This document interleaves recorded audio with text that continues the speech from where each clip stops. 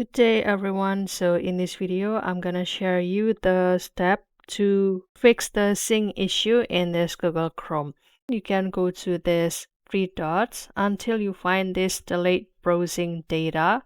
And in this time section, you can click this more and change it to the all time. And after that, you can also mark this cookies and also other site data.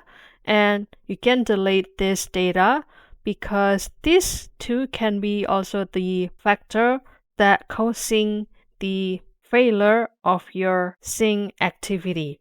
You can select it, and by this tab, at least you're removing the junk files that probably causing your sync issue. And for the sign in one, you can go to this You and Google and go to this sync and Google services. And you can also make sure that this sync setting is already activated.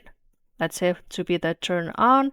And also you can adjust the section that you'd like to sync, whether that should be the sync everything or customizing here. And if you scroll down, you can also make sure that this can be changed to be the sign in. So you can do the sign in automatically in this Google Chrome. I hope this video finds you helpful. I'll see you in another video and thank you for watching. Bye guys.